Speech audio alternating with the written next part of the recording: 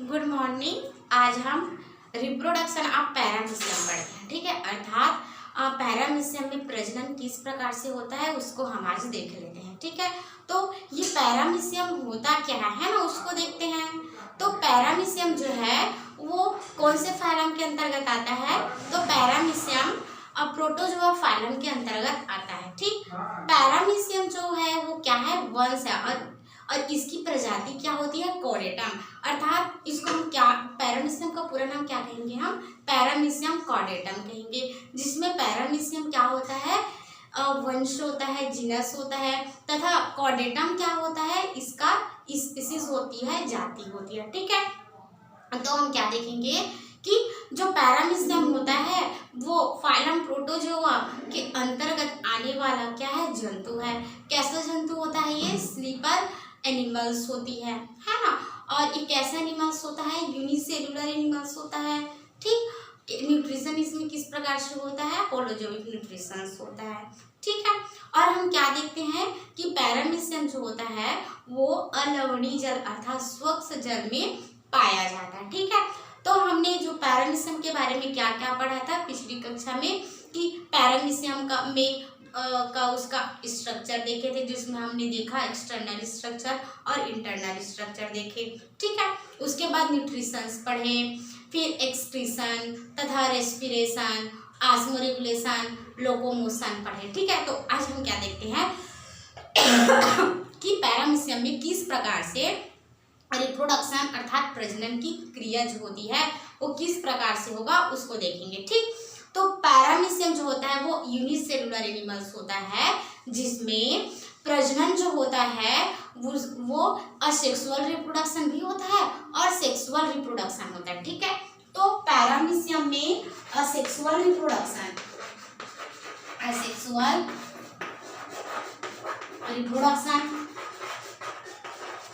ठीक है, और दूसरा क्या होता है?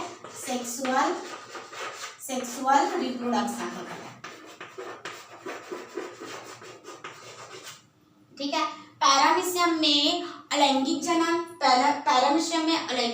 तथा लैंगिक जनन दोनों जनन पाया जाएगा, ठीक है।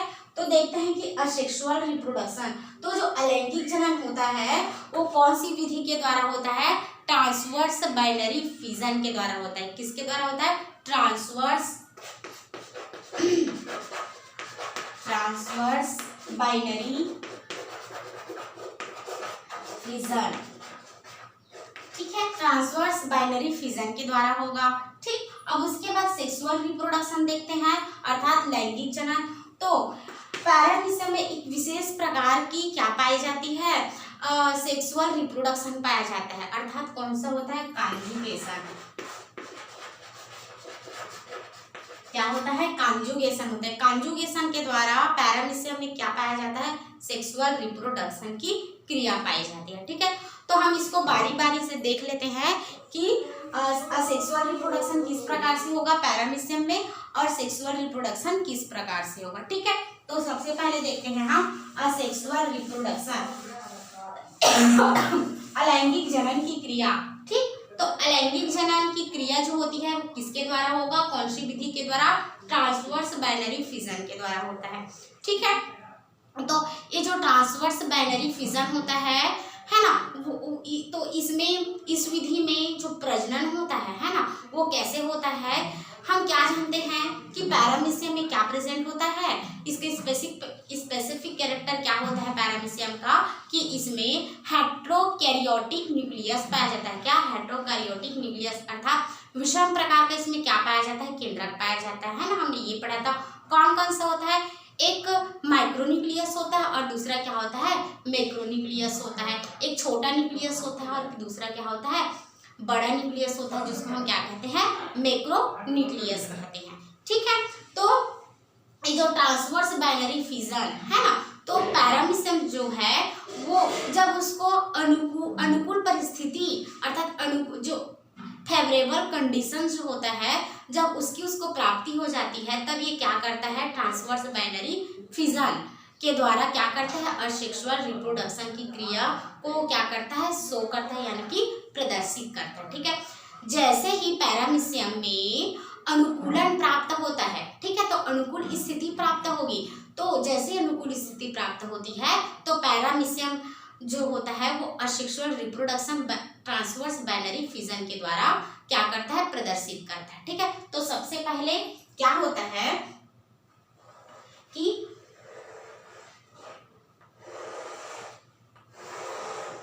ठीक है, तो ट्रांसवर्स बाइनरी फिजन जो होता है इसमें दो प्रकार का क्या पाया जाएगा, डिवीजन पाया जाता है। ठीक, एक डिवीजन कैसा होता है, अमाइटोसिस डिवीजन होता है। क्या होता है, अमाइटोसिस यानी कि असूत्री विभाजन होता है। सबसे पहले क्या होता है, इसमें असूत्री विभाजन होगा, असूत्री विभाजन होता है। ठीक है, अब उसके बाद क्या होता है, असूत्री विभाजन होगा। दूसरा क्या होता है, समसूत्री विभाजन होता है। दूसरा कौन सा विभाजन होता है, समसूत्री विभाजन होगा। ठीक है, अब ये असूत्री विभाजन और समसूत्री जो विभाजन होता है वो किस प्रकार से होता है उसको हम देखते हैं। ठीक है, तो सबसे पहले ये क्या है हमारा, क्या है ये हमारा पैरामीशियम। ठीक है, ये क्या होता है, ओरल ग्रुप होता है। ठीक है, क्या होता है ये ओरल ग्रुप, इसको हम क्या कहते हैं, सीलिया कहते हैं। इसको क्या कहेंगे हम, पेनिकल कहेंगे। ठीक है, इसको क्या कहेंगे, पेनिकल कहेंगे। ठीक है, और इसमें क्या पाया जाता है, कॉन्ट्रैक्टाइल वैक्यूल्स पाया जाता है। ठीक है, जो कि अग्र एवं पश्च सिरे की ओर क्या होता है, पाया जाता है। ठीक है, अब उसके बाद क्या होता है, हम क्या पढ़े कि पैरामीशियम में दो प्रकार का क्या पाया जाता है, न्यूक्लियस पाया जाता है। ठीक है, एक न्यूक्लियस कैसा होता है, छोटा होता है। छोटे न्यूक्लियस को हम क्या कहते हैं, मैक्रो न्यूक्लियस कहते हैं। क्या कहेंगे हम, मैक्रो न्यूक्लियस कहेंगे। ठीक, उसके बाद जो बड़ा न्यूक्लियस होता है ना, उसमें क्या प्रेजेंट होता है, गर्त प्रेजेंट होता है। ठीक, बड़ा न्यूक्लियस जो होता है उसको क्या कहते हैं, मैक्रो न्यूक्लियस कहते हैं। और इसी मैक्रो न्यूक्लियस को और किस नाम से जाना जाता है, मेगा न्यूक्लियस के नाम से जाना जाता है, मैक्रो न्यूक्लियस। ठीक है, एक क्या है, मैक्रो न्यूक्लियस। और मैक्रो न्यूक्लियस में क्या पाया जाता है, गर्त पाया जाता है। और इसी गर्त में जो माइक्रो न्यूक्लियस यानी कि जो छोटा न्यूक्लियस होता है वो उसमें क्या होता है, फिट होता है। ठीक, तो अब क्या होता है कि इस पैरामीशियम का जो मैक्रोन्यूक्लियस होता है, ठीक, जो मैक्रोन्यूक्लियस होता है उसमें कौन सा डिवीजन पाया जाता है, असूत्री विभाजन पाया जाता है। ठीक है, पैरामीशियम का जो मैक्रोन्यूक्लियस होता है यानी कि जो बड़ा न्यूक्लियस होता है उसमें कौन सा विभाजन होता है, असूत्री विभाजन होगा। जैसे ही उसमें असूत्री विभाजन होता है तो उसमें क्या होता है, उसका जो मैक्रोन्यूक्लियस होता है वो कैसे हो जाता है, लंबाई में बड़ा हो जाता है। ठीक है, लंबा हो जाता है। लंबा होने के बाद क्या होता है, ये दो भागों में बढ़ जाता है। ठीक है, अब ये कैसे बढ़ेगा उसको देख लेते हैं।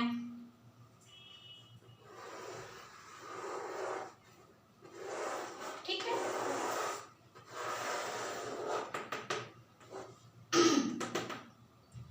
क्या होता है कि ये जो मैक्रोन्यूक्लियस होता है ना, जो मैक्रोन्यूक्लियस होगा इसमें क्या होता है, असूत्री विभाजन होगा। ठीक, असूत्री विभाजन होगा।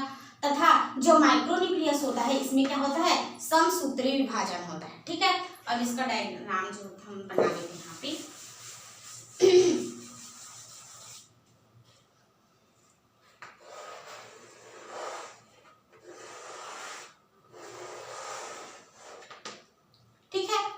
मैक्रोन्यूक्लियस में जैसे ही असूत्री विभाजन होता है तो फिर क्या होता है कि ये जो मैक्रोन्यूक्लियस होता है वो लंबाई में क्या हो जाता है, बढ़ जाता है। ठीक है, अर्थात अपनी लंबाई में ये क्या कर लेता है, वृद्धि कर लेता है।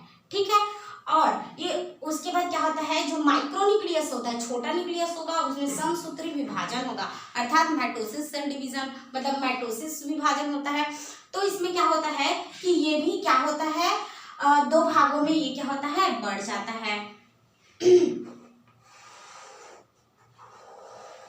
ये ठीक है, अब उसके बाद क्या होता है कि जैसे ही इसमें क्या होता है, विभाजन जो होता है वो कंप्लीट होता है। जैसे ही विभाजन कंप्लीट होगा तो ये जो पैरामीशियम होता है इसमें क्या उत्पन्न हो जाती है, खांच उत्पन्न हो जाती है। क्या उत्पन्न हो जाती है, खांच उत्पन्न हो जाएगी।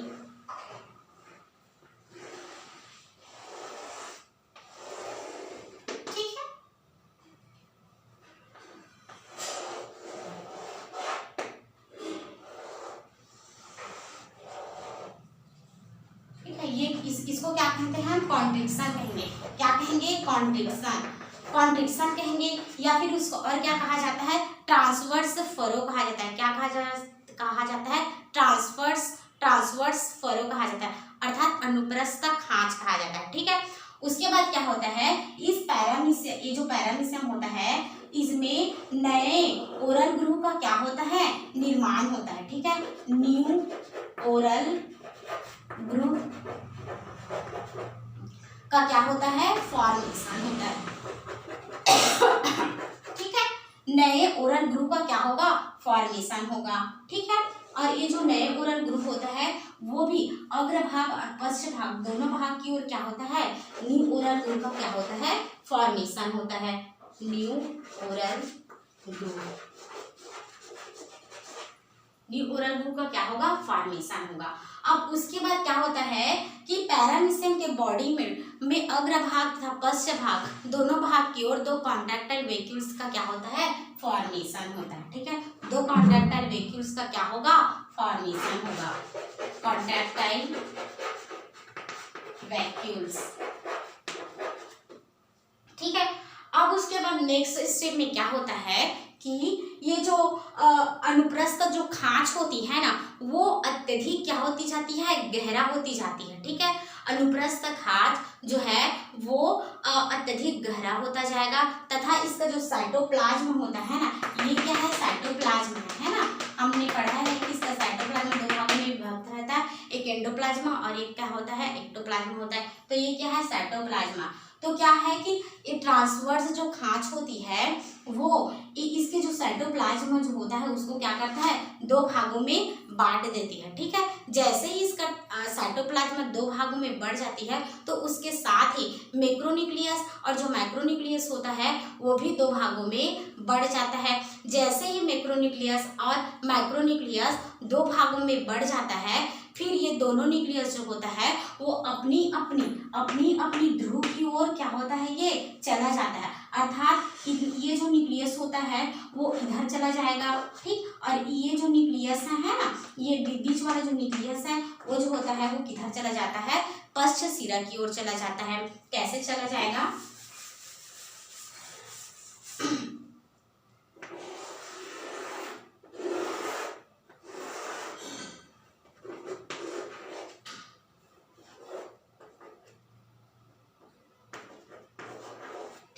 तो ये क्या होता है कि ये दोनों जो ये मैक्रो और माइक्रो जो न्यूक्लियस होता है वो अपने अपने जो सिरा होता है उधर चला जाता है। ठीक है, अर्थात ये जो होता है वो अग्रभाग की ओर चला जाएगा तथा एक और न्यूक्लियस मैक्रो और माइक्रो न्यूक्लियस बनता है वो किधर चला जाता है, पश्च सिरे की ओर चला जाता है। तो ये किधर चला गया, पश्च सिरे की ओर चला गया। ठीक है, तो इस प्रकार से दो ओरल ग्रुप का क्या होता है, फॉर्मेशन होता है। ठीक है, और ये जो खांच होती है वो क्या होती है, एक ऐसी स्थिति आती है कि ये जो खांच जो होता है वो अत्यधिक गहरा होकर साइटोप्लाज्म को दो भागों में काट देती है और उसके बाद क्या होता है कि दो पैरामीशियम का क्या होता है, निर्माण होता है। ठीक है, दो पैरामीशियम का क्या होगा, निर्माण होगा।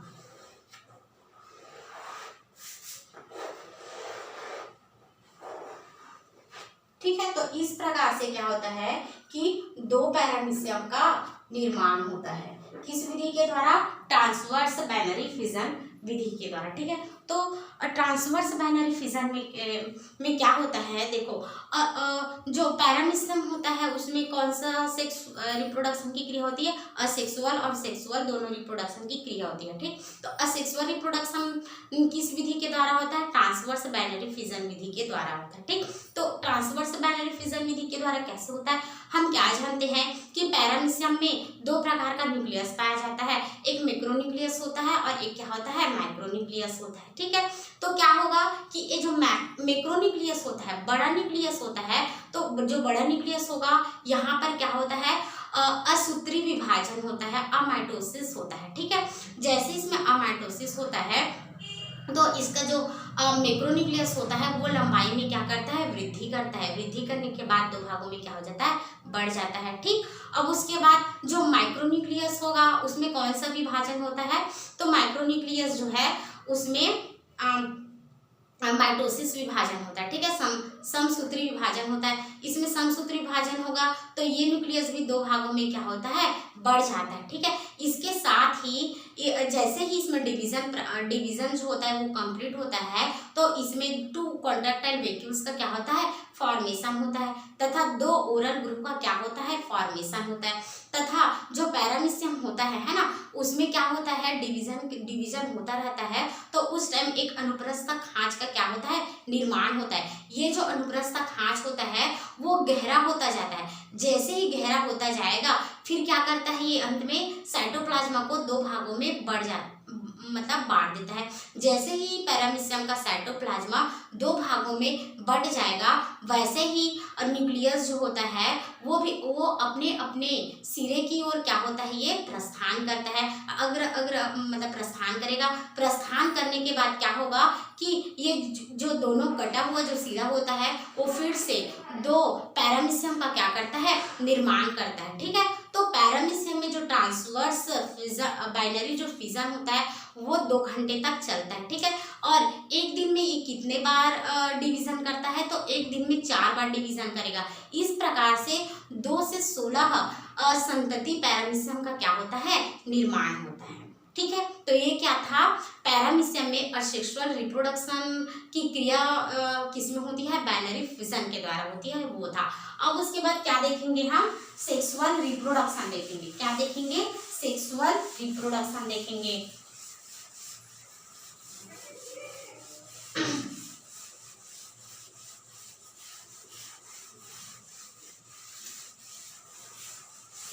ठीक है, तो देखते हैं हम सेक्सुअल रिप्रोडक्शन की क्रिया। सेक्सुअल रिप्रोडक्शन की क्रिया, तो पैरामीशियम में सेक्सुअल रिप्रोडक्शन जो है वो किसके द्वारा होता है, कॉन्जुगेशन के द्वारा होता है। किसके द्वारा होता है, कॉन्जुगेशन की क्रिया के द्वारा। कॉन्जुगेशन को हिंदी में क्या कहा जाता है, संयुग्मन कहा जाता है। क्या कहा जाता है, संयुग्मन कहा जाता है। ठीक है, तो ये जो संयुग्मन की क्रिया जो होती है वो कैसी होती है, तो पैरामीशियम में 2 पैरामीशियम होगा तो दोनों पैरामीशियम के बीच क्या होता है, जो न्यूक्लियस होता है ना, जो न्यूक्लियस पदार्थ होता है उसका क्या होता है, एक्सचेंज होता है, आदान प्रदान होता है। तो उस क्रिया को हम क्या कहते हैं, कॉन्जुगेशन प्रोसेस कहेंगे।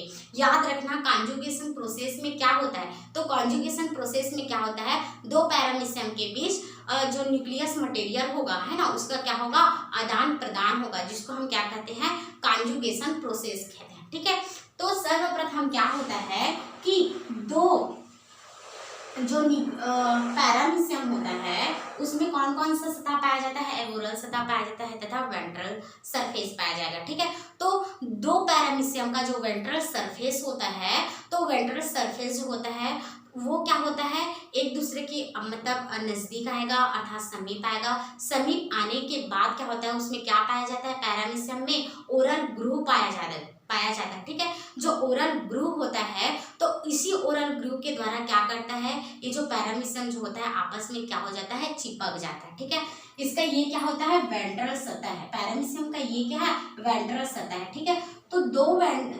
पैरामीशियम जो होता है उसका जो वेंट्रल सतह होगा, ये वेंट्रल सतह 2 पैरामीशियम का वेंट्रल सतह आपस में नजदीक में आता है। नजदीक में आने पर इसका जो ओरल ग्रूव वाला पार्ट होता है, क्या कौन सा पार्ट होता है, ओरल ग्रूव। ये जो ओरल ग्रूव वाला पार्ट होता है वो आपस में क्या होता है, चिपक जाता है। ठीक है, जैसे ही दोनों पैरामीशियम का ओरल ग्रूव जो होता है वो चिपक जाता है, तो अब चिपक गया तो चिपकने के बाद क्या होता है, ये भोजन जो होता है वो नहीं लेता, अर्थात भोजन लेना पैरामीशियम क्या कर देता है, बंद कर देता है। ठीक है, और क्या होता है, जैसे ही भोजन लेना बंद कर देता है पैरामीशियम, तो हम क्या जानते हैं कि इसमें क्या पाई जाती है, बक्कल कैविटी। तो बक्कल, इसका जो पैरामीशियम का बक्कल जो कैविटी होता है वो क्या हो जाता है, विलुप्त हो जाता है। क्या हो जाता है, विलुप्त हो जाता है। अब इसका बक्कल कैविटी जो होता है वो विलुप्त हो गया। ठीक, उसके बाद क्या होगा कि जिस स्थान पर ये दोनों पैरामीशियम चिपके हुए हैं है ना, तो उस स्थान का जो पेरिकल होता है और जो प्रोटोप्लाज्म होता है वो क्या हो जाता है, विघटित हो जाएगा। क्या हो जाएगा, विघटित हो जाएगा। ठीक है, उसके बाद ये दोनों जो पैरामीशियम होता है वो इसी अवस्था में क्या करता रहता है, तैरता रहता है, तथा इन दोनों पैरामीशियम के बीच किसका फॉर्मेशन हो जाता है, प्रोटोप्लाज्मिक ब्रिज का क्या हो जाता है, फॉर्मेशन हो जाता है। ठीक है, लिख देती हूँ प्रोटोप्लाज्मिक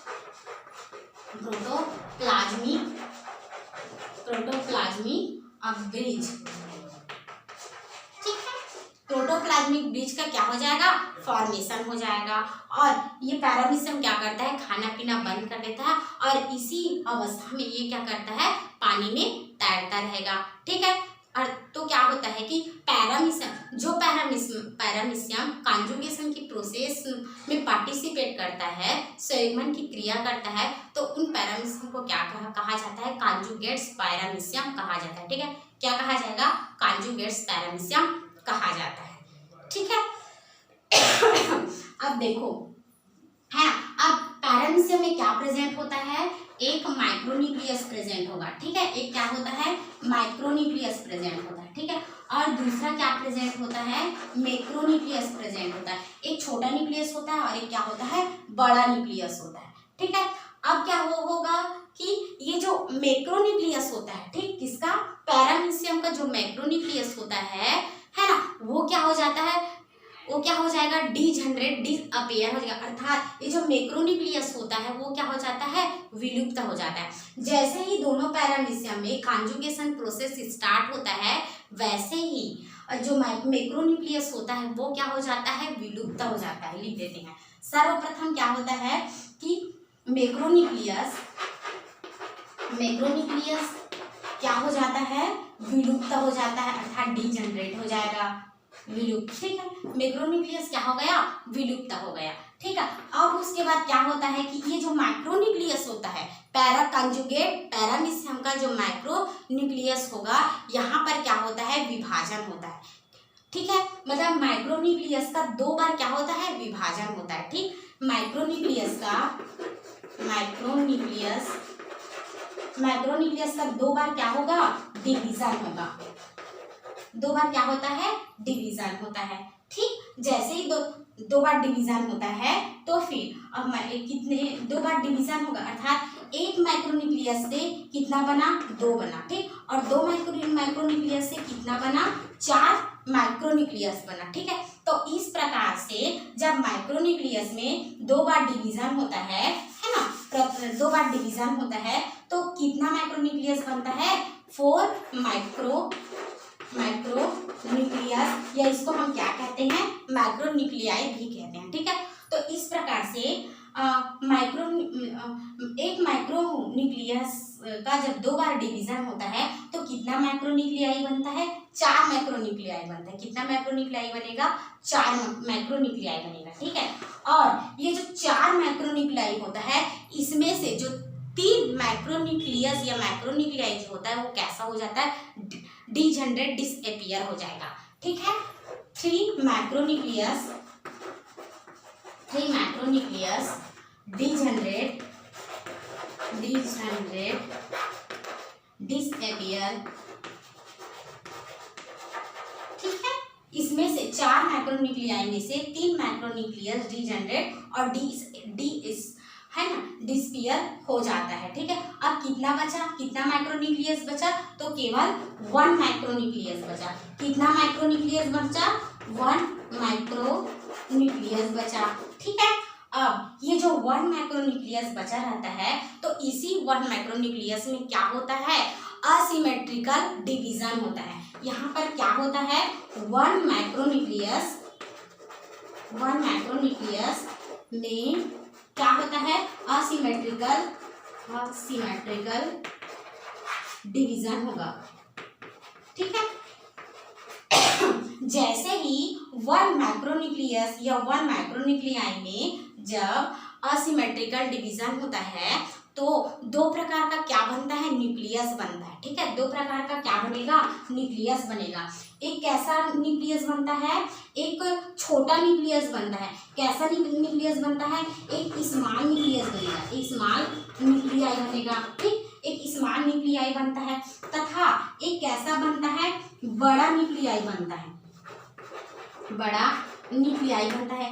इसीलिए हमने यहाँ पर क्या कहा कि 1 माइक्रोन्यूक्लियस में असिमेट्रिकल डिवीजन होता है। असिमेट्रिकल डिवीजन मतलब असामान्य, मतलब 2 असामान्य डिवीजन होता है। एक जिसमें एक क्या हुआ, एक स्मॉल न्यूक्लियाई बना और दूसरा क्या बना, बड़ा न्यूक्लियाई बना। ठीक है, इसको क्या कर देते हैं, मिटा देते हैं। ठीक है, अब क्या होता है कि ये जो छोटा न्यूक्लियाई होता है, ठीक, ये क्या है, छोटा न्यूक्लियाई है। तो इसी छोटे न्यूक्लियाई को क्या कहा जाता है, स्मॉल माइग्रेटरी मेल प्रोन्यूक्लियस कहते हैं। क्या कहेंगे इसको, क्या कहेंगे हम, स्मॉल माइग्रेटरी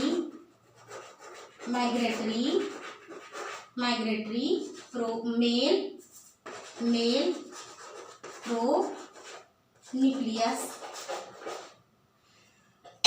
प्रोन्यूक्लियस कहेंगे। ठीक है, उसके बाद जो बड़ा न्यूक्लियस होता है, जो बड़ा माइक्रोन्यूक्लियाई होता है ना, तो ये जो बड़ा माइक्रोन्यूक्लियाई होता है इसको क्या कहेंगे हम, लार्ज माइग्रेटरी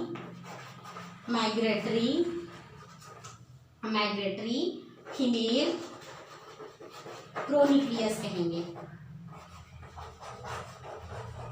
ठीक है, इतना समझ में आया ना।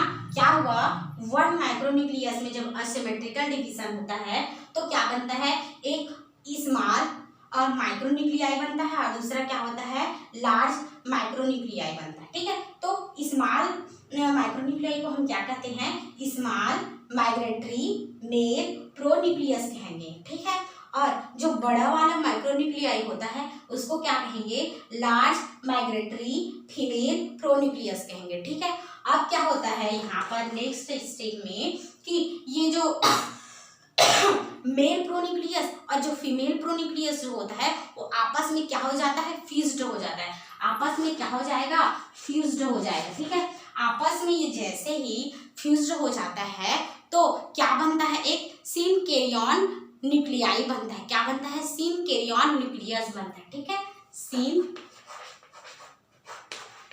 कैरियन न्यूक्लियस बनता है। ये बना सिन कैरियन न्यूक्लियस। जैसे ही ये सिन कैरियन न्यूक्लियस बनता है वैसे ही ये जो सिन कैरियन न्यूक्लियस होता है यहाँ पर क्या होता है, 3 डिवीजन होगा। सिन कैरियन न्यूक्लियस में 3 प्रकार का क्या होगा, डिवीजन होता है, मतलब 3 बार क्या होगा, यहाँ पर डिवीजन होगा। ठीक है, यहाँ पर क्या बनेगा, 1 सिन कैरियन न्यूक्लियस। ठीक, 1 सिन कैरियन न्यूक्लियस जब 3 बार डिवीजन करता है तो 3 बार कैसे डिवीजन करेगा, 1 से 2 न्यूक्लियस बनेगा, 2 से 4 न्यूक्लियस बनेगा और 4 से कितना न्यूक्लियस बनता है, 8 न्यूक्लियस बनता है। ठीक है, 1 सिन कैरियन न्यूक्लियस से 1 से 2 बनेगा, 2 से 4 न्यूक्लियस बनता है और 4 से कितना न्यूक्लियस बनता है, 8 न्यूक्लियस बनता है। ठीक है, तो इस प्रकार 1 सिन कैरियन न्यूक्लियस से 8 डॉटर न्यूक्लियाई का क्या होता है, निर्माण होता है। किसमें निर्माण हो रहा है, ये सब कॉन्जुगेटेड जो पैरामीशियम होता है ना, तो दोनों पैरामीशियम जो है उसमें निर्माण हो रहा है। ठीक है, अब उसके बाद क्या होता है कि ये है ना, अब उसके बाद क्या होता है कि ये जो 1 सिन कैरियन जो न्यूक्लियस है ना, 1 सिन कैरियन जो न्यूक्लियस है तो इससे कितना न्यूक्लियस का निर्माण हुआ, 8 डॉटर न्यूक्लियस का निर्माण हुआ। इसी 8 डॉटर न्यूक्लियस में से 4 जो होता है वो क्या है, मैक्रोन्यूक्लियस है। क्या है, 4 मैक्रोन्यूक्लियस है तथा 4 जो होता है वो माइक्रोन्यूक्लियस होता है। ठीक है, 4 क्या होता है, माइक्रोन्यूक्लियस होता है। ठीक है, अब उसके बाद क्या होगा कि ये जो 4 मैक्रोन्यूक्लियस है ना, ये जो 4 मैक्रोन्यूक्लियस होता है इसमें क्या होता है, कोई भी डिवीजन नहीं होता। 4 मैक्रोन्यूक्लियस में कोई भी डिवीजन नहीं होगा, बस इसका जो आकार होता है उसमें ही क्या होता है, परिवर्तन होगा। ठीक है, अब उसके बाद ये जो 4 माइक्रोन्यूक्लियस है, 4 माइक्रोन्यूक्लियस होता है, इसमें से 3 माइक्रोन्यूक्लियस, ठीक है, ये जो 3 माइक्रोन्यूक्लियस होता है ना, ये क्या हो जाता है, डीजेनरेट, डिसअपीयर हो जाएगा। ठीक है, अर्थात क्या होता है, ये विलुप्त हो जाएगा, डीजेनरेट डिसअपीयर हो जाता है। अब बचा कितना, 4 माइक्रोन्यूक्लियाई में कितना न्यूक्लियाई बचा? 1। ठीक है, तो अब कितना बच जाता है हमारे पास? 1 माइक्रोन्यूक्लियाई। 1 माइक्रोन्यूक्लियाई क्या होता है? बचता है। ठीक है, अब ये जो 1 माइक्रोन्यूक्लियाई होता है, यहाँ पर क्या होता है? 2 डिवीजन होगा। ठीक है, ये जो 1 माइक्रोन्यूक्लियाई होगा, ये 2 बार क्या करता है? डिवीजन करता है। ठीक है, अर्थात कैसे डिवीजन करता है? देखो, ये क्या हमारा फर्स्ट माइक्रोन्यूक्लियाई है। ठीक है, तो इसमें एक बार डिवीजन होता है, तो ये कितना कितना माइक्रोन्यूक्लियाई बनेगा? 1 और 2। ठीक है, अब उसके बाद ये जो 2 माइक्रोन्यूक्लियाई होता है, ये फिर से क्या करता है? डिवीजन करता है। तो इससे ये 1 से 2 माइक्रोन्यूक्लियाई बनेगा, इससे भी है ना, दूसरे माइक्रोन्यूक्लियाई से फिर 1 से 2 क्या बनता है? माइक्रोन्यूक्लियाई बनता है। ठीक है, तो क्या होगा? 1 माइक्रोन्यूक्लियाई जो होता है, ये क्या करता है? 2 बार डिवीजन करेगा, और 2 बार डिवीजन करने से 4 माइक्रोन्यूक्लियाई का ये क्या करता है? निर्माण करता है। ठीक, और ये जो 4 माइक्रोन्यूक्लियाई होता है ना, ये 4 माइक्रोन्यूक्लियाई होता है, ये माइक्रोन्यूक्लियाई जो होता है वो डॉटर सेल का जो 4 मैक्रोन्यूक्लियस बना है ना, तो इसके साथ ये क्या होता है? एक्सचेंज होता है। क्या होता है? इसके साथ एक्सचेंज होगा। यहीं पर क्या होता है? माइक्रोन्यूक्लियस तथा मैक्रोन्यूक्लियस आपस में क्या हो जाते हैं? पैरामीशियम के अंदर, मतलब एंडोप्लाज्मा के अंदर क्या होगा? इन न्यूक्लियस का, मैक्रो और मैक्रोन्यूक्लियस का एक्सचेंज होगा। एक्सचेंज होने के बाद क्या होता है कि 4 माइक्रोन्यूक्लियस, 4 पैरामीशियम का क्या होता है? निर्माण होता है। अर्थात प्रत्येक पैरामीशियम में एक एक क्या होता है? एक मैक्रोन्यूक्लियस होगा तो एक मैक्रोन्यूक्लियस होगा। तो इस प्रकार से जो कॉन्जुगेशन प्रोसेस में 4 पैरामीशियम का क्या होता है? निर्माण होता है। ठीक है, ये समझ में आया ना? एक बार रिपीट करते हैं। ठीक है, तो सेक्सुअल रिप्रोडक्शन जो होता है वो किस में वो कौन से प्रोसेस के द्वारा होता है? पैरामीशियम में कॉन्जुगेशन प्रोसेस के द्वारा होता है। ठीक, संयुग्मन की क्रिया। तो संयुग्मन की क्रिया में क्या होता है कि 2 पैरामीशियम जो होता है वो आपस में मेटिंग करता है, तथा जब इनमें मेटिंग होता है तो क्या होगा? इनका जो न्यूक्लियस जो पदार्थ होता है ना, जो न्यूक्लियस पदार्थ होता है उसका क्या होता है? एक्सचेंज होता है, आदान प्रदान होता है। तो इस क्रिया को हम क्या कहेंगे? कॉन्जुगेशन प्रोसेस कहेंगे। ठीक है, क्या कहेंगे हम? कॉन्जुगेशन प्रोसेस कहते हैं। अब कॉन्जुगेशन प्रोसेस जो है वो पैरामीशियम में कैसे होता है? तो क्या होता है कि लंबे समय तक जब ट्रांसवर्स बाइनरी फिजन के द्वारा पैरामीशियम में असेक्सुअल रिप्रोडक्शन की क्रिया जो होती है वो चलती रहती है। ठीक, तो अचानक एक ऐसा समय आता है जब पैरामीशियम सेक्सुअल रिप्रोडक्शन की क्रिया करता है, और सेक्सुअल रिप्रोडक्शन की क्रिया किसमें की कौन सी विधि पाई जाती है? Conjugation process. ठीक, तो कॉन्जुगेशन प्रोसेस में क्या होगा कि 2 पैरामीशियम का जो वेंट्रल सतह होता है, तो ये दोनों पैरामीशियम का वेंट्रल सतह एक दूसरे के संपर्क में आएगा, आमने सामने आएगा, तथा इनका जो ओरल खांच होता है, ओरल जो ग्रूव होता है, वो क्या होता है? आपस में चिपका लेते हैं। जैसे ही चिपकाते हैं तो ये क्या करते हैं? भोजन, अर्थात पैरामीशियम जो होती है वो भोजन लेना क्या कर देगी? बंद कर देगी। ठीक, जैसे ही भोजन लेना ये बंद कर देती है तो इसकी जो बक्कल कैविटी जो होती है वो विलुप्त हो जाएगी। अब बक्कल कैविटी क्यों विलुप्त हो गई? क्योंकि अब पैरामीशियम भोजन लेना बंद कर दी है, तो इसलिए बक्कल कैविटी जो होती है वो विलुप्त हो जाती है। ठीक है, अब उसके बाद कौन सा स्टेप आता है कि जैसे ही पैरामीशियम भोजन लेना बंद कर देगी, है ना, तो इसका जो जिस स्थान पर, अर्थात वेंट्रल सतह पर ये क्या होते हैं? आपस में चिपके रहते हैं। तो इस वेंट्रल सतह का जो पेरिकल होता है और वहां पर पाया जाने वाला जो प्रोटोप्लाज्मा होता है उसमें क्या हो जाती है? विघटन पैदा हो जाएगी। ठीक है, जैसे ही इनमें विघटन पैदा हो जाती है तो कॉन्जुगेशन प्रोसेस क्या हो जाता है? स्टार्ट हो जाता है। और इसी अवस्था में, अर्थात इसी 2 पैरामीशियम आपस में संयुग्मित होता है, और संयुग्मित होने की इसी अवस्था में ये क्या करता है? मतलब वाटर में क्या करता रहता है? तैरता रहता है। ठीक है, देखो अब पैरामीशियम में कॉन्जुगेशन प्रोसेस क्या हो गई? स्टार्ट हो गई। अब हम क्या जानते हैं कि पैरामीशियम में 2 प्रकार का क्या पाया जाता है? न्यूक्लियस पाया जाता है। एक छोटा न्यूक्लियस होता है जिसको हम माइक्रोन्यूक्लियस कहते हैं, और एक बड़ा न्यूक्लियस होता है जिसको हम क्या कहते हैं? मैक्रोन्यूक्लियस कहते हैं। ठीक, तो क्या होगा? ये जो मैक्रोन्यूक्लियस होता है, मैक्रोन्यूक्लियस ये क्या हो जाता है? डिजेनरेट, डिसअपीयर हो जाता है, अर्थात विलुप्त हो जाएगा। ठीक, अब उसमें क्या बचा? सिर्फ कंजुगेटेड जो पैरामीशियम है उसमें क्या बचा, केवल माइक्रोन्यूक्लियस बचा, छोटा न्यूक्लियस बचा।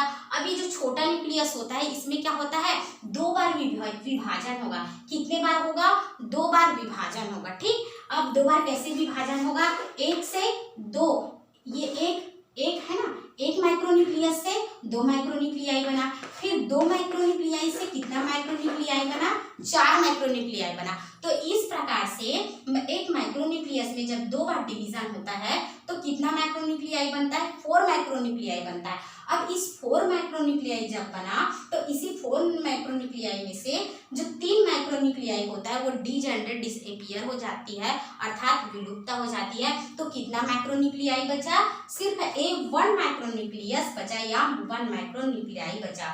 ठीक, अभी जो 1 माइक्रोन्यूक्लियाई होता है इसमें क्या विभाजन होता है, असिमेट्रिकल विभाजन होता है। क्या विभाजन होगा, असिमेट्रिकल विभाजन होगा। जैसे इसमें असिमेट्रिकल विभाजन होता है 1 माइक्रोन्यूक्लियाई में, तो 2 प्रकार का माइक्रोन्यूक्लियाई का क्या होता है, फॉर्मेशन होता है। एक स्मॉल माइक्रोन्यूक्लियाई होता है और एक कैसा होता है, एक लार्ज माइक्रोन्यूक्लियाई होता है। ठीक, अब ये जो स्मॉल माइक्रोन्यूक्लियाई होता है उसको हम क्या कहते हैं, स्मॉल माइग्रेटरी मेल प्रोन्यूक्लियस कहेंगे। याद रखिए आप लोग कि 1 माइक्रोन्यूक्लियाई में जब असिमेट्रिकल डिवीजन होता है तो उससे स्मॉल माइक्रोन्यूक्लियाई बनता है, और इसी स्मॉल माइक्रोन्यूक्लियाई को हम क्या कहेंगे, स्मॉल माइग्रेटरी मेल प्रोन्यूक्लियस कहेंगे। ठीक, अब उसके बाद जो बड़ा माइक्रोन्यूक्लियाई होता है उसको क्या कहते हैं, हम लार्ज माइग्रेटरी फीमेल प्रोन्यूक्लियस कहेंगे। ठीक है, लार्ज माइग्रेटरी फीमेल प्रोन्यूक्लियस कहेंगे। और यहाँ पर एक क्या होता है, एक प्रोसेस होती है कि जो स्मॉल प्रोन्यूक्लियस और मेल जो लार्ज प्रोन्यूक्लियस होता है, अर्थात मेल और फीमेल जो प्रोन्यूक्लियस होता है आपस में क्या हो जाता है, फ्यूज्ड होता है। और इन मेल और फीमेल जो प्रोन्यूक्लियस होता है जैसे आपस में फ्यूज्ड होता है तो उससे एक न्यूक्लियस का फॉर्मेशन होता है। उस न्यूक्लियस को हम क्या कहते हैं, सिनकैरियन न्यूक्लियस कहेंगे। क्या कहेंगे, सिनकैरियन न्यूक्लियस कहेंगे। ठीक है, और ये जो सिनकैरियन न्यूक्लियस है इसमें 3 बार क्या होता है, विभाजन होता है। 3 बार क्या होगा, विभाजन होगा। तो कैसे विभाजन होता है, यहाँ पे 1 से 2 बनेगा। ठीक, देखो 1 से क्या बनेगा, 2 बनेगा। अब इस 2 से क्या बनता है, 4 बनता है, अर्थात ये 1 और ये 2, अर्थात 1 और ये 2, फिर उसके बाद ये विभाजन हुआ 1 और 2। तो इस प्रकार से 2 से 4 बनता है। फिर ये जो 4 बना, 1 2 3 4 है ना, जो 4 न्यूक्लियस बना इससे कितना बनता है, 8 न्यूक्लियस का क्या होता है, फॉर्मेशन होता है। तो इन चारों से क्या बनता है, फिर से 4 न्यूक्लियस का फॉर्मेशन होगा, अर्थात 8 जो न्यूक्लियाई होता है उसका क्या होता है, यहाँ पे फॉर्मेशन होगा। ठीक है, अब क्या होता है कि ये जो सिनकैरियन न्यूक्लियस से 8 डॉटर न्यूक्लियाई का फॉर्मेशन होता है, उसमें से क्या होता है कि इसमें से जो 4 न्यूक्लियस होगा वो कैसा होता है, 4 मैक्रोन्यूक्लियस होता है और 4 माइक्रोन्यूक्लियस होता है। ठीक, उसके बाद कि ये 4 जो मैक्रोन्यूक्लियस होता है ना, 4 मैक्रोन्यूक्लियस होता है उसमें डिवीजन नहीं होता।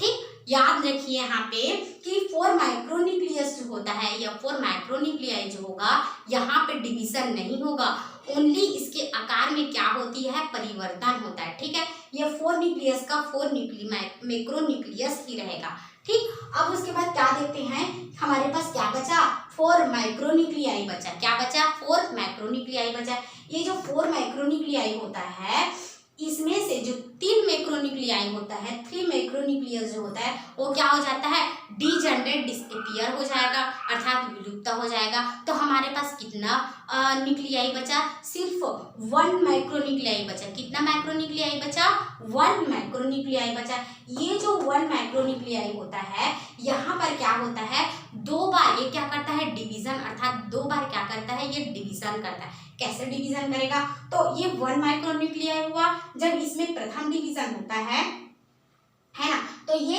2 न्यूक्लियस में बढ़ता है। उसके बाद इन दोनों न्यूक्लियस में फिर से क्या होता है, विभाजन होता है। ठीक है, दूसरे बार जब इसमें विभाजन होता है तो इन्हीं 2 न्यूक्लियस से कितने न्यूक्लियस का फॉर्मेशन होता है, 4 माइक्रोन्यूक्लियस का क्या होता है, फॉर्मेशन होगा। ठीक, ये क्या बना, 4 माइक्रोन्यूक्लियाई बना। ठीक, यही जो 4 मैक्रोन्यूक्लियाई या 4 मैक्रो जो न्यूक्लियस होता है, ये क्या करता है, जो पैरामीशियम के अंदर पहले से क्या प्रेजेंट है, 4 मैक्रोन्यूक्लियस प्रेजेंट है। ठीक, 4 मैक्रोन्यूक्लियस जो प्रेजेंट होता है, तो इसके साथ क्या करता है, अपने न्यूक्लियस का आदान प्रदान करेगा। क्या करेगा, आदान प्रदान करेगा, और आदान प्रदान करने से 4 पैरामीशियम का निर्माण होता है। और ये जो 4 पैरामीशियम होता है, इस और प्रत्येक पैरामीशियम में एक माइक्रोन्यूक्लियस होगा और एक मैक्रोन्यूक्लियस होता है। ठीक है,